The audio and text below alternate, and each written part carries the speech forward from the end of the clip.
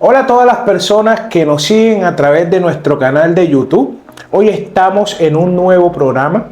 Estamos aquí con una persona especial, un abogado, joven abogado pero con mucha experiencia. Él es Daniel, él es abogado, maestrante en Derecho Comercial y Derecho Financiero. Él es gerente de la empresa Navarro Lawyer y Asociado, el cual pueden seguir en estas redes sociales que aparecen aquí. Una persona que tiene mucha experiencia en todo lo que tiene que ver con el derecho comercial. Y hoy le estaremos hablando un poco sobre todo lo que tiene que ver con la constitución de empresas. Si usted es un joven empresario, una persona que quiere montar una empresa, ¿qué tips puedes tener en cuenta para evitarte problemas en un futuro? ¿Cómo estás, Daniel? Bienvenido. Muy bien, gracias, Alejandro. Gracias por la invitación. Y bueno, aquí vamos a hablar en este espacio sobre temas estatutarios que es muy interesante y, como hablamos un rato, son temas que tienen tela para cortar. Y que muchas veces hay personas que atrevidamente crean constitución de empresa, crean sociedades, pero no tienen en cuenta algunos factores que son decisivos a la hora que se presenta un problema, ya sea cierto con un socio, con la DIAN, con cualquiera. Hablemos un poco sobre la constitución de una empresa. ¿Qué se necesita para eso? Inicialmente, para constituir una empresa, una sociedad, se necesita la voluntad. La voluntad de los dueños o de los socios en este caso. Desde el 2006, que empieza la nueva regencia o la entrada en vigor de la ley que crea las SAS en Colombia, dice que simplemente necesitamos un acuerdo y que se suscriba en un documento privado, que era una innovación, toda vez que antes de esta ley todas las constituciones societarias se tenían que hacer a través de una escritura pública. ¿Sabes? Todo lo que conlleva hacer una elevación de escritura pública entre una notaría. No teníamos ni siquiera los recursos tecnológicos que hay hoy en día. Actualmente yo he creado SAS sin ir a la Cámara de Comercio. De manera virtual. De manera virtual, a través de las cámaras de comercio que ofrecen esa posibilidad, porque también hay que ver eso, como es la de Cartagena, como es la de Medellín, que fue la pionera, y como es la de Bogotá también. Te ofrecen un espacio de oficina virtual, tú cargas los documentos y bueno, ahí se cargan todos los estatutos, todas las condiciones que tú quieras y bueno, es lo que vamos a hablar el día de hoy. Ok. ¿Qué tipo de sociedades existen en Colombia? Hablemos de lo general a lo específico, que es el tema que a ti sé que te encanta, es el tema de los estatutos. Bueno, actualmente en Colombia hay unas de 7 a 8 tipos de sociedades. Actualmente solamente se utilizan 2, que son las sociedades anónimas y las sociedades por acciones simplificadas, que son las famosas SAS. En Colombia actualmente el 98% de las empresas, según reportes del Ministerio de Comercio, el 98% son SAS. El otro 2%, el 1 punto y pico, es SA, que es la sociedad anónima, y el resto se dividen en la sociedad de comandita simple, sociedad por comanditas... Por acción. Las comanditas amplificadas y todo ese tema que ya eso no se usa. Las limitadas, que necesitan hacer un proceso. Exacto, y que hay una diferenciación entre los socios, ya eso actualmente no se utiliza. ¿Por qué? Pues por la misma complejidad que eso traía, más que todo era como los trámites que había que hacer ante dos entidades como son la notaría y la Cámara de Comercio. Actualmente 98%, como dije, son SAS. ¿Por qué? Porque la tramitología es mucho más sencilla. Una sociedad, inclusive la anónima, es una sociedad que, si bien se utiliza para los grandes emporios, grandes marcas, grandes empresas, lo hacen es precisamente porque actualmente hay un requisito mercantil, que es el hecho de uno entrar a la Bolsa de Valores de Colombia. Tiene que hacerlo a través de ese tipo de sociedad. Una sociedad anónima. Hasta ahora, hoy por hoy en Colombia, una sociedad por acciones simplificadas no puede entrar a la Bolsa de Valores.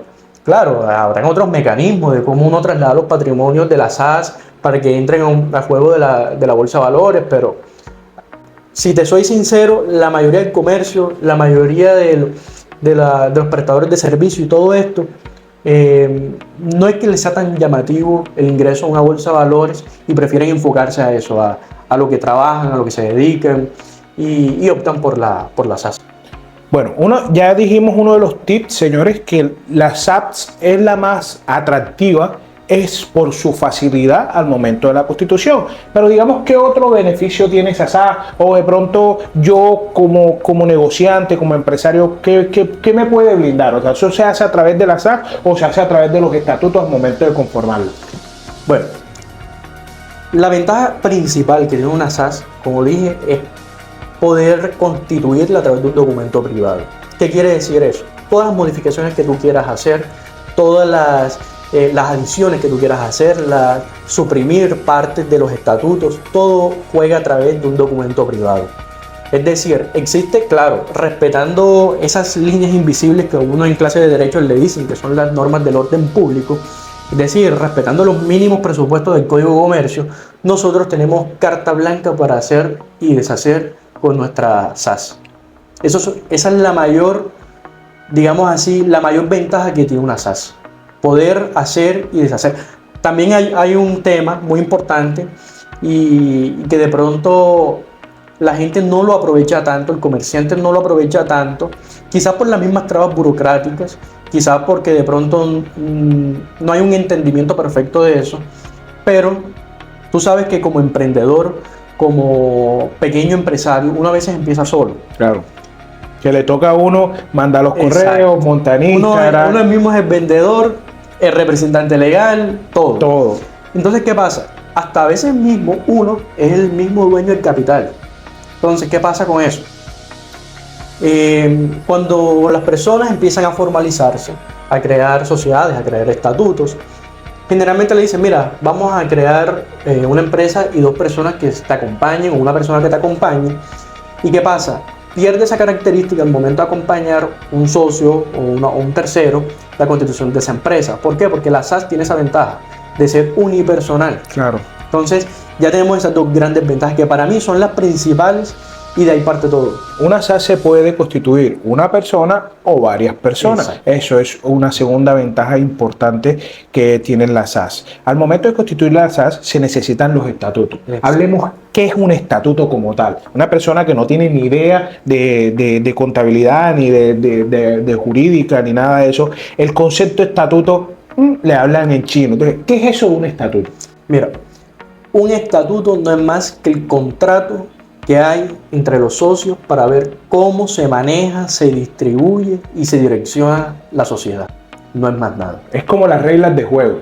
Son como las reglas de juego, las cartas que tienen cada uno y es el panorama que tienen y las limitaciones, claro, porque los socios, aunque todos estemos dentro de la órbita privada, pues hay unas limitaciones. Claro. Pero podemos jugar con eso. Podemos jugar con qué hacer y qué no hacer con la sociedad por acciones simplificadas y que se hace a través del mismo documento privado. Ok, ¿qué de pronto recomendaciones das tú al momento de pronto de elaborar esos estatutos que son de mucha importancia? Porque una sociedad es como un matrimonio, se tiene que dejar todo sentado por escrito, en los cuales de ahí, para hacer alguna modificación, todo el mundo tiene que estar de acuerdo. Tenemos que estar de acuerdo. Claro. Bueno, como todo en el derecho, depende. Ok. Esa es la palabra favorita de todo el mundo que estudia el derecho. Depende. ¿Por qué? Porque no hay respuesta blanca o negra. Estamos siempre en un juego de matices. Respecto a las decisiones, te voy a decir que inclusive depende cómo uno los ponga en los estatutos.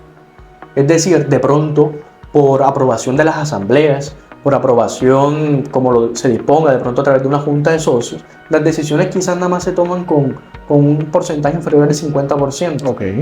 Entonces, ¿qué pasa ahí? Los estatutos, como regla y básica, regla base de todo el componente societario, tenemos que tener muy en claro cómo queremos que la empresa actúe. ¿Y cómo es eso? Dejando en claro qué hacer y qué no hacer. ¿Cómo lo hacemos? Ya ahí entra en juego qué es el objetivo del dueño de la empresa. Okay. La persona como dueña de la empresa es la que decide qué hacer, hacia dónde vamos y qué no vamos a hacer con la empresa. Claro, por ejemplo, si yo soy un socio solo, yo mismo pongo las reglas de juego. Si de pronto voy con algunas otras personas y doy un poco más de dinero, pero yo no quiero que de pronto en un futuro esa persona vaya a vender las acciones. O sea, todo depende de los socios, ¿cierto? Exacto. Todo depende de los socios, inclusive.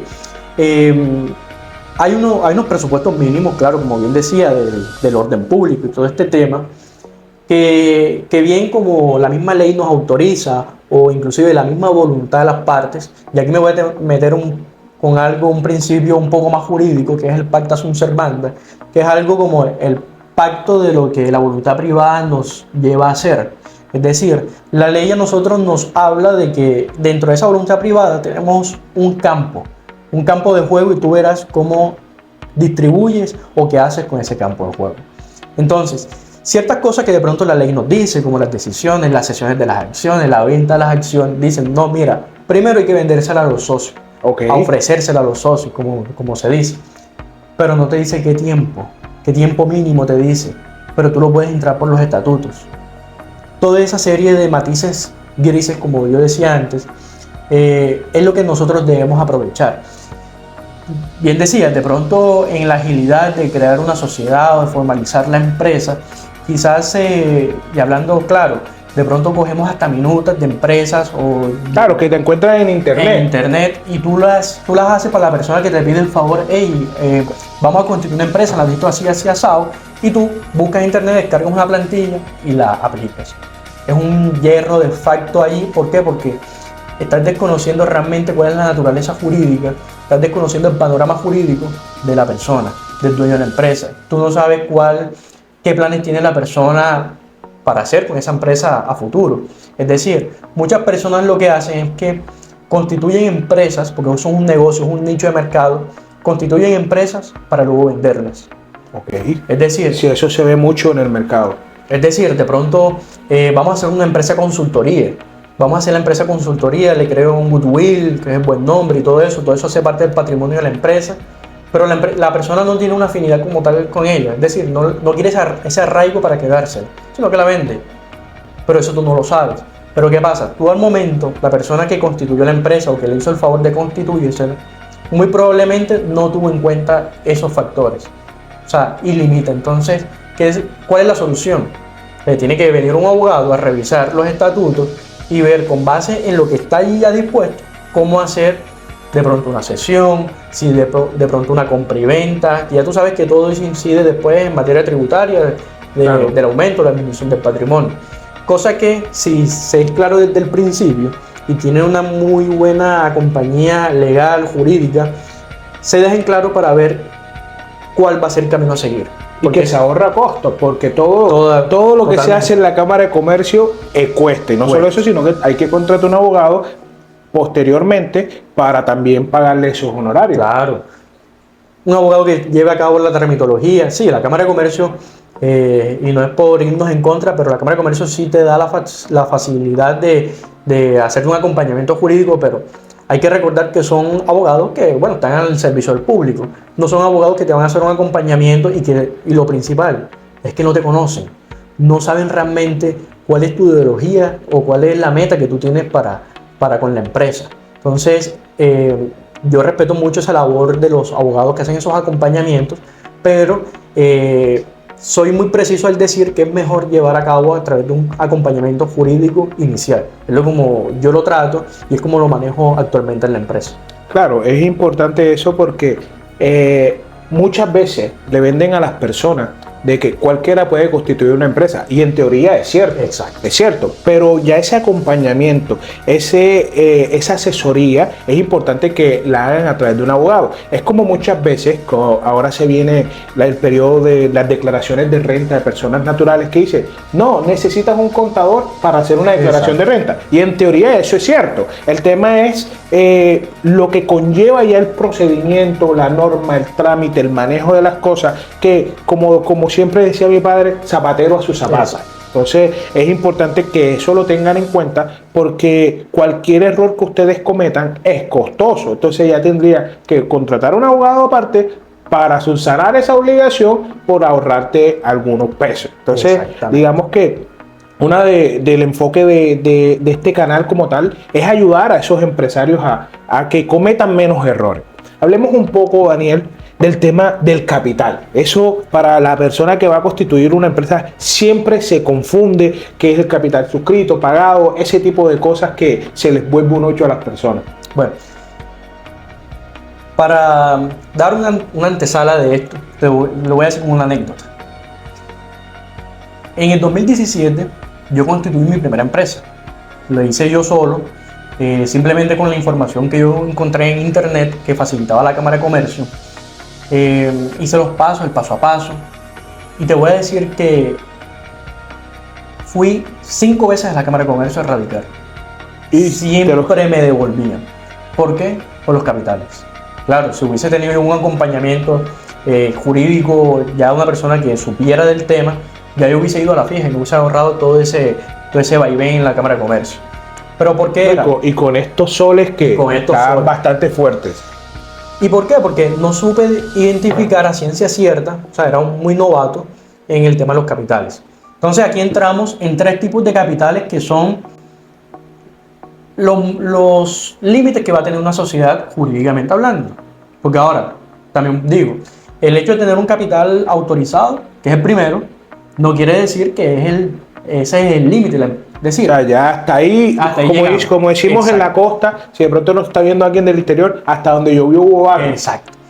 El capital autorizado no es más que la inversión que tú vas a hacerle a la empresa. Es decir, ese capital autorizado es hasta el tope que la empresa va a tener como aporte social. Claro. De ahí cuál se desprende del capital autorizado es el suscrito. Es decir, si somos 2 personas y un capital autorizado, por ejemplo, de 10 millones de pesos, quiere decir que inicialmente los aportes sociales van a ser de 10 millones de pesos. Esos 10 millones de pesos, para simplificar las cosas, se pueden suscribir y es el famoso capital suscrito. Si somos una empresa de 2, generalmente son 50 y 50. Tú suscribes 50% de ese capital y yo suscribo el otro 50% del capital, que es el capital suscrito.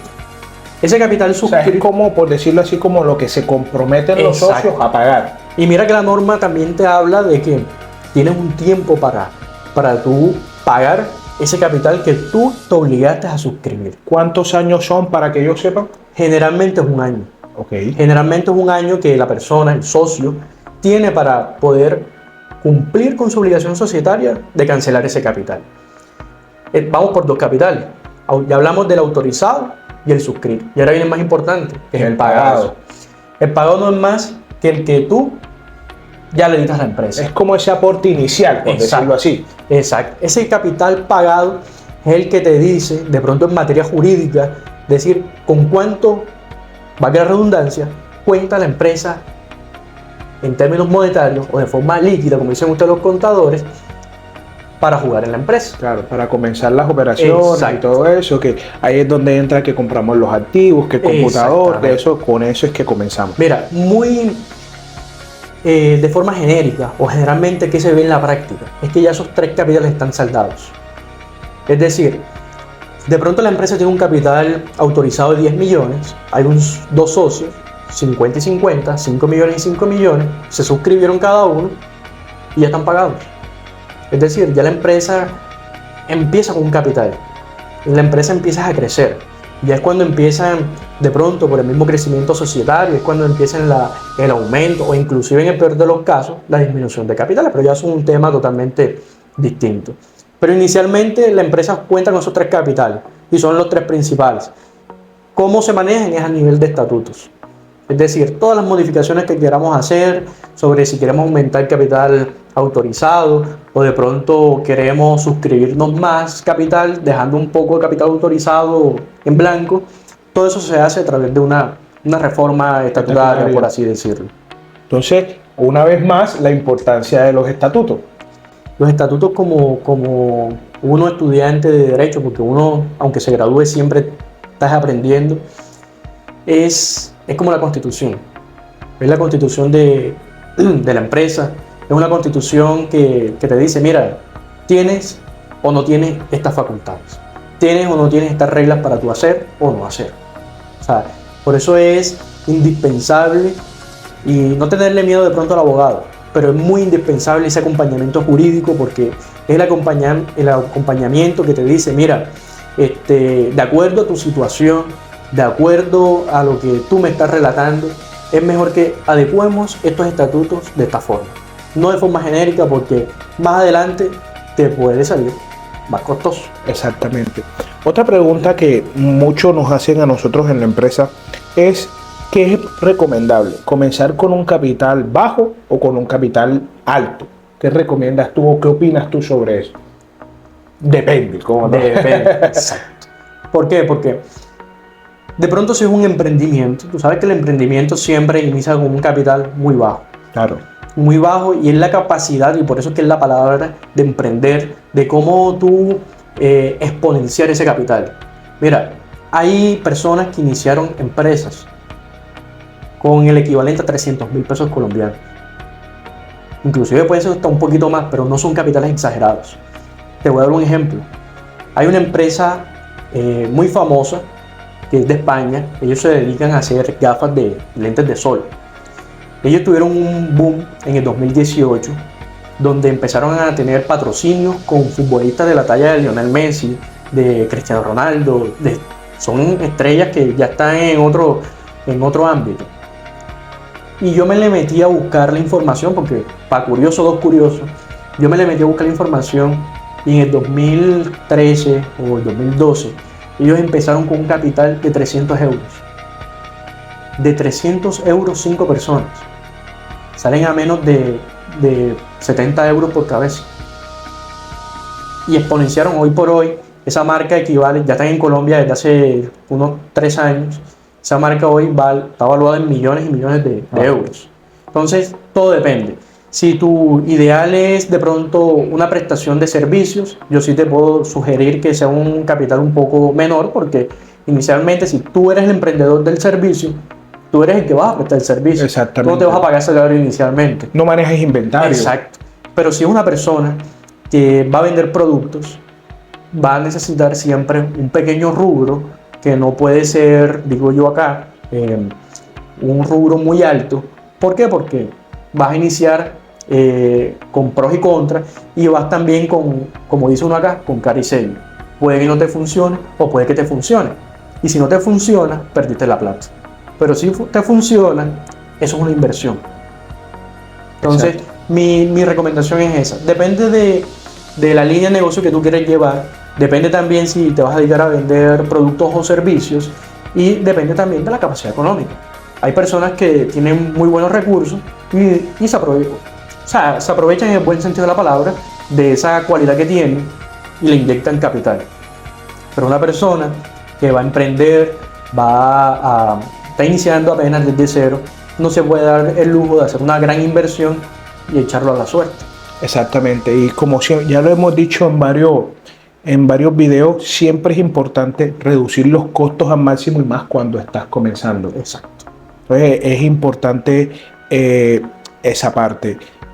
Bueno, Daniel, gracias por todo esto que nos has explicado. Pues pienso que las personas estarán muy satisfechas con este contenido, y cualquier cosa, ¿cómo te pueden encontrar? Bueno, aquí aparecen las redes sociales. No sé si quieren darle un consejo a esos futuros empresarios, esos futuros emprendedores en todo el tema de tu experiencia, en temas comerciales y eso. No sé si le puedes mandar un mensaje. Claro que sí. Bueno, primero agradeciéndote por el espacio. En mis redes sociales tienen también información básica para iniciar negocios, pero una recomendación muy puntual siempre es: no le tengan miedo al equipo jurídico, no le tengan miedo al componente jurídico. ¿Por qué? Porque es una pequeña inversión también. No inversión en materia económica, sino una inversión de tiempo y de experiencia. Claro. Entonces, si ya tú sabes qué quieres hacer, para dónde te quieres dirigir, debes contactarte con un abogado para que él te asesore desde el momento de la constitución hasta llevar a cabo una formalización completa de la empresa. Es decir, inclusive hasta cuando la persona tenga empleados a cargo o tenga hasta negocios, contratos con empresas mucho más grandes, más pequeñas, y ese acompañamiento íntegro siempre tiene que ser con un abogado. A nosotros nos pueden encontrar en las redes, si lo ponen en el pie de página, pero como Navarro Lawyers, tanto en Instagram como en Facebook.